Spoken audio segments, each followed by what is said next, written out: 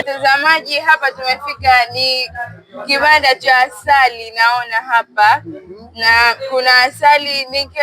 Asali zina faida nyingi, tunajua kuna asali ni dawa, asali ni tiba, asali ni shufaa.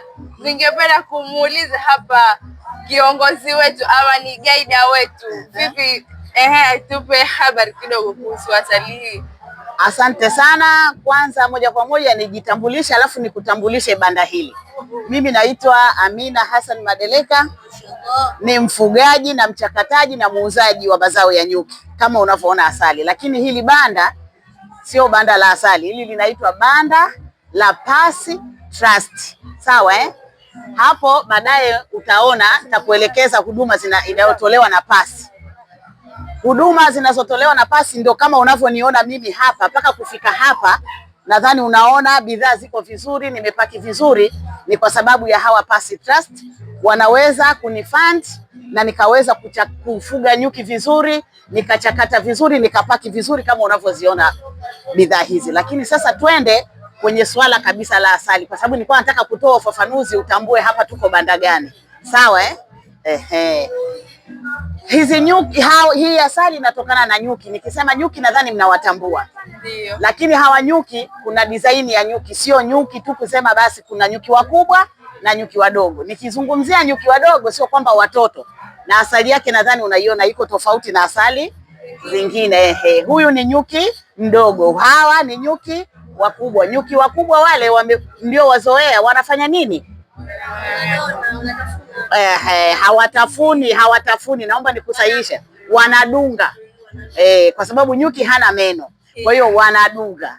Bwana, hawa nyuki wadogo hawadungi, sawa mpaka umkandamize sana, ndo anadunga. Lakini sasa niwaambieni asali, kama alivyosema mwanahabari wangu hapa kwamba kuna faida nyingi. Asali ni chakula, asali ni tiba kwa afya, shifaa alivyoisema kwa lugha nzuri, si ndio? Tunaizungumzia hivyo. Lakini asali ni ni kitu kinachoongeza kipato kwenye familia na jamii, kwa sababu hiki kinafanya wewe upate pesa ya kukusomesha wewe, pesa ya kula nyumbani, pesa ya kufanya na mahitaji mengine, mpaka hata kupata makazi. Sawa Kwa hiyo asali ina faida nyingi, faida ya mwili, faida ya chakula, lakini faida ya kukuongezea kipato pia. Sawa Kwa kutuelezea faida za Pasi na faida za asali kwa kiujumla. Mtangazaji, nadhani umesikia, umefahamu na umeburudika na kipindi hichi. Tuendelee na sehemu nyingine tafadhali. Mtazamaji wa Ali Hassan Mwinyi, tunaendelea kuchukua vitu mbalimbali, na hapa tumefika kwenye kitengo cha mawasiliano Tanzania.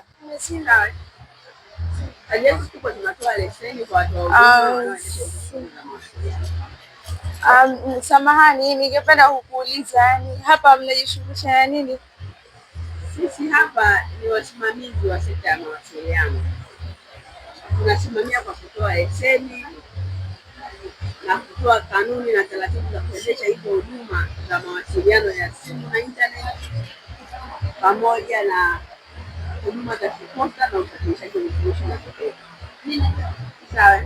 Mfano, tuna elimu ambayo inakuelimisha wewe kwamba utumie mtandao kama fursa. Si mnaingia kwenye mitandao ya simu sasa hivi? Sasa tumia kama fursa, una kipaji. Karibuni katika jukwaa la klabu za kijiji kwa ajili ya kujenga uwezo wa TEHAMA, kuanzia wanafunzi wa kidato mpaka chuo kikuu. Ingie katika digital club kwa ajili ya uwezo wa TEHAMA zaidi. Ni miongoni mwa wanafunzi unaowaona hapa au hapo katika kuangalia makumbusho kwa kutumia mtandao. Kama unavyoona kuna mwanafunzi pale amevaa, it's just like kama ni miwani fulani hivi, lakini ndani ya miwani ile ukivaa inakuonesha makumbusho, lakini kwa kutumia mtandao.